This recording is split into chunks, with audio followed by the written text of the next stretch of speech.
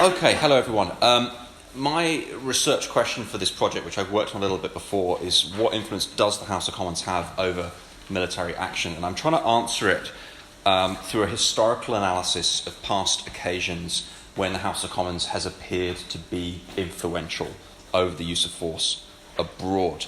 I'm trying to figure out what was particular about these occasions, what was specific to them, but also what was general about them, and which of these routes of influence might still apply today, might apply at some point in future.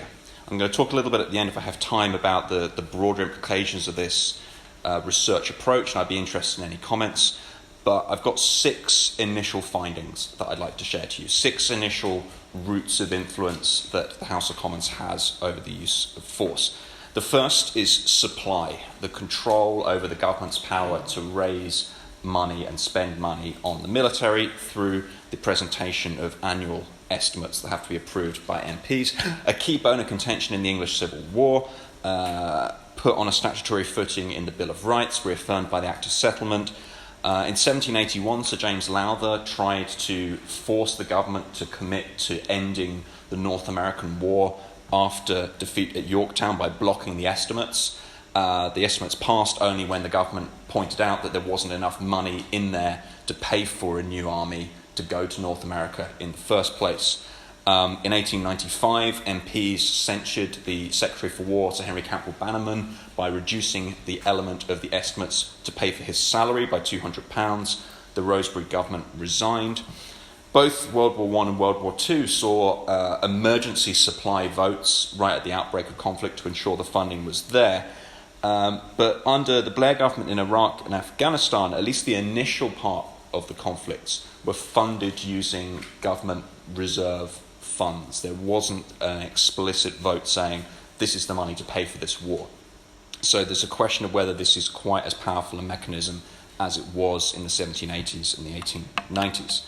Second mechanism, power of inquiry, the power to ask questions of government, the power to require papers of government, and the power to set up investigations into government conduct.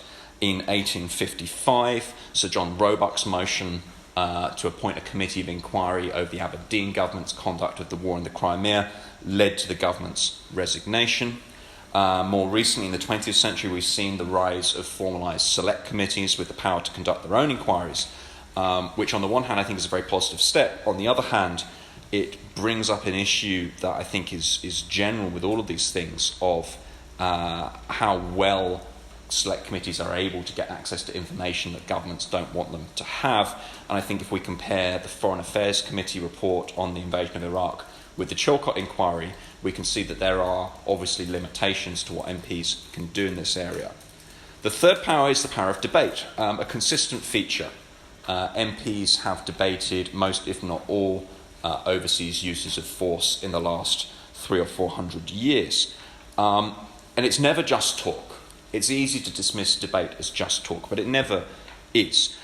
In order to survive, to get through a parliamentary debate, governments have to be able to explain and justify their positions in the face of critical questioning, often by informed, although not necessarily, observers in public.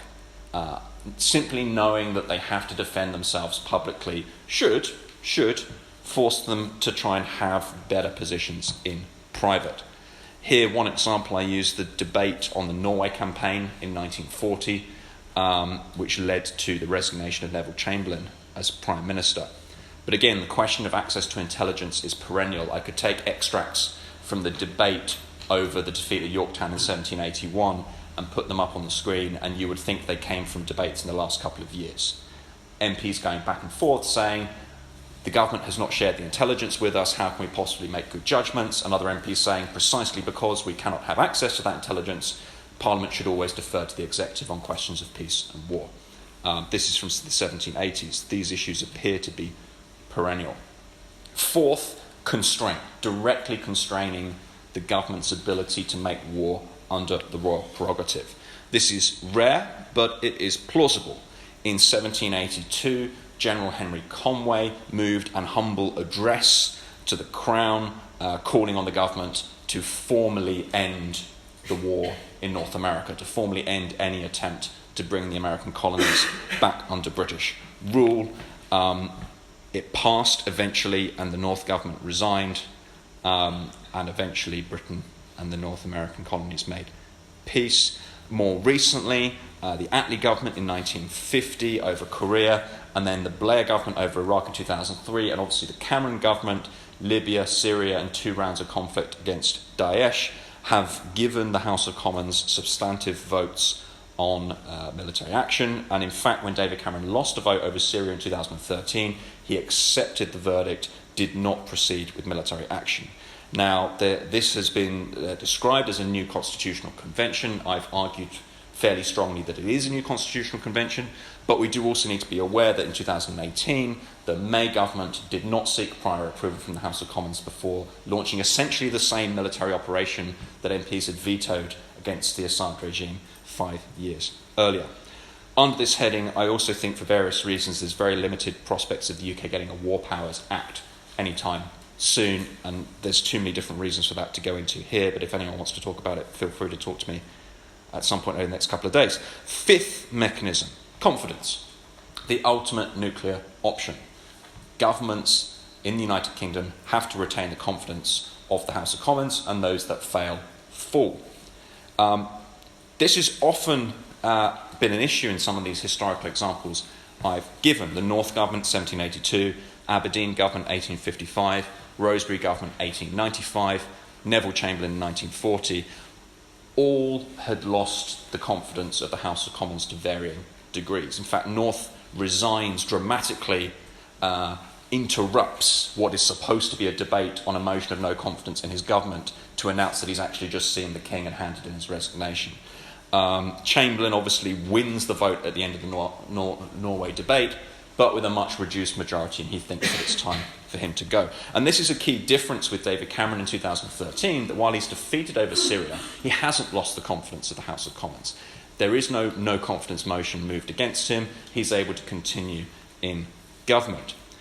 Changes in the nature of political parties over this period, changes in the role of the House of Lords, and of course the Fixed Term Parliaments Act of 2011 have all fairly significantly changed the context for this aspect, but it underpins all of these different things. And I think understanding both how confidence remains similar and how it has changed from these historical episodes is going to be really key to this project. The final mechanism, which I think is a really interesting and under-recognised one, of course, MPs have the power to support the government when it proposes the use of force. And this is something that has really not been talked about in these recent examples, but it was a big part of why Clement Attlee allowed a substantive vote before the Korean War in 1950. Winston Churchill, as leader of the opposition, said, look, there's lots of MPs saying publicly they think the UK should not participate in this first UN action. But I don't think that's where the majority of people are. I think if we have a substantive vote, most MPs will support it and will send a very clear signal. And of course, most MPs did support it. This idea that you can send a signal through having a prior parliamentary vote has really not been talked about very much in the UK context, but signalling is a very important part of coercive diplomacy. If you want to threaten a state with the use of force in order to try and change their behaviour, ideally without actually having to go ahead with the use of force, anything else you can do to make that threat credible potentially increases the chance of success without having to fight. Having a prior vote in the House of Commons could play that role, at least in theory, but it hasn't really been an issue in these recent contexts. Similarly, there are questions around what impact it might have on the morale of the armed forces to have prior parliamentary approval before being deployed. There's also a question about to what extent it might legitimise the use of force, having prior parliamentary approval.